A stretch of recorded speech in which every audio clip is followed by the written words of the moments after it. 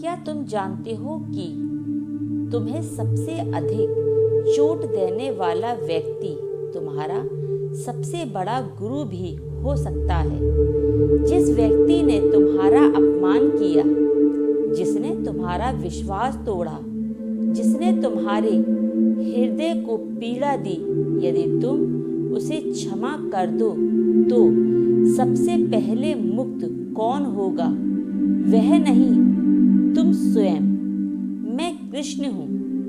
कृष्ण कहते हैं, आज मैं तुम्हें उस शक्ति का रहस्य बताने आया हूँ जिसे संसार अक्सर कमजोरी समझ लेता है, जबकि वास्तव में वह कमजोरी नहीं, सबसे बड़ा साहस है।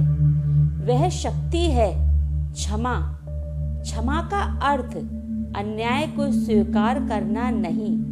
क्षमा का अर्थ है अपने हृदय को क्रोध, घृणा और प्रतिशोध की आग से मुक्त करना है। जिस दिन तुम क्षमा करना सीख जाओगे, उसी दिन तुम्हारे भीतर शांति का सूर्य उदय होगा। तो आओ इस रहस्य को समझते हैं। मनुष्य का सबसे बड़ा शत्रु बाहर नहीं, उसके भीतर बैठा हुआ क्रोध है।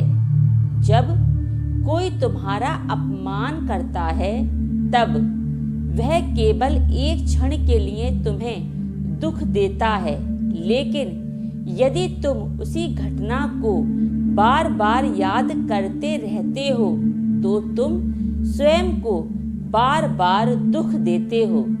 यही कारण है कि मैंने गीता में मन की शुद्धि और आत्मसंयम का महत्व बताया। क्रोध तुम्हारी बुद्धि को भ्रमित करता है, भ्रम निर्णय को नष्ट करता है और गलत निर्णय जीवन को अंधकार में ले जाता है। इसीलिए जो क्षमा करना जानता है, वही वास्तव में अपने जीवन का स्वामी बनता है। महाभारत में मैंने कभी भी अधर्म का समर्थन नहीं किया, लेकिन मैंने यह भी सिखाया कि न्याय और प्रतिशोध में अंतर होता है। यदि कोई अन्याय करे तो उसका उचित प्रतिकार होना चाहिए, किंतु उसके प्रति घृणा पालना आवश्यक नहीं। श्री कृष्ण कहते हैं, तुम्हारे हृदय में यदि द्वेष रहेगा तो वह तुम्हारी आत्मा को भी घायल करेगा। क्षमा का अर्थ है अपने भीतर के विष को बाहर निकाल देना। कल्पना करो कि तुम अपने हाथ में जलता हुआ अंगारा पकड़कर किसी दूसरे पर फेंकना चाहते हो, तो सबसे पहले कौन जलेगा? तुम स्वयं। क्रोध और द्वेष भी उसी जलते हुए अंगारे के समान है। जब तुम उन्हें पकड़ कर सबसे पहले अधिक दूसरे को नुकसान पहुंचाना चाहोगे, लेकिन वह तुम्हारे हाथ में है, इसीलिए सबसे पहले तुम ही जलोगे। इसीलिए क्रोध और द्वेष भी उसी जलते हुए अंगारे के समान है। जब तक तुम उन्हें पकड़े रहोगे, सबसे अधिक नुकसान तुम्हारा ही होगा। इसीलिए क्षमा किसी दूसरे के लिए नहीं, बल्कि अपने लिए आवश्यक है। बहुत से लोग कहते हैं, मैं उसे कभी माफ नहीं कर सकता। मैं उनसे पूछता हूँ, क्या तुम अपने मन की शांति खोकर सुखी रह सकते हो? जिस व्यक्ति ने तुम्हें दुख दिया, संभव है वह आज सुख से जीवन जी रहा हो, लेकिन तुम उसी घटना को याद करके स्वयं को हर दिन पीड़ा दे रहे हो। क्या ये बुद्धिमानी है? नहीं।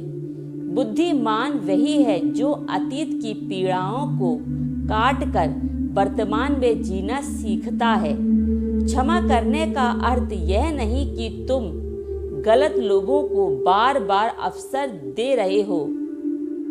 क्षमा करने का अर्थ है सीमा बनाना, अपनी मर्यादा तय करना। क्षमा हृदय में होती है, लेकिन विवेक जीवन का मार्गदर्शन कराता है। जिसने तुम्हें धोखा दिया उसे क्षमा करो, लेकिन अनुभव को मत छोड़ो। जिसने तुम्हारा विश्वास तोड़ा उसके प्रति द्वेष मत रखो, परंतु भविष्य में सावधान अवश्य रहो। यही संतुलन धर्म है। प्रकृति को देखो, सूर्य हर दिन प्रकाश देता है, वर्षा हर खेत में समान रूप से बरसती है, वृक्ष उसी व्यक्ति को भी फल देता है जिसने कभी उसे पत्थर फेंके हैं। प्रकृति हमें सिखाती है देना और क्षमा करना महानता का लक्षण है। जब तुम्हारे भीतर क्षमा आती है तब तुम्हारा चेहरा बदल जाता है, तुम्हारी वाणी मधुर हो जाती है, तुम्हारे संबंध सुधरने लगते हैं, तुम्हारा मन हल्का हो जाता है और सबसे महत्वपूर्ण तुम्हारी आत्मा ईश्वर के और निकट पहुंचने लगती है। यदि कोई तुम्हारे बारे में बुरा बोलता है तो हर बार उत्तर देना आवश्यक नहीं। कभी कभी मौन सबसे बड़ा उत्तर होता है। जिस प्रकार शांत नदी बिना शोर किए समुद्र तक पहुंच जाती है, उसी प्रकार शांत मनुष्य अपने लक्ष्य तक पहुंच जाता है। इसीलिए अपने जीवन में क्षमा को विशेष स्थान दो। यदि मेरी वीडियो अच्छी लगी हो इसको लाइक कीजिए, अपने प्रियजनों के साथ साझा कीजिए, मेरे चैनल भक्ति अमृत वाणी को सब्सक्राइब कीजिए। तो इसी के साथ मैं विदा लेती हूँ। जय श्री कृष्णा, राधे राधे।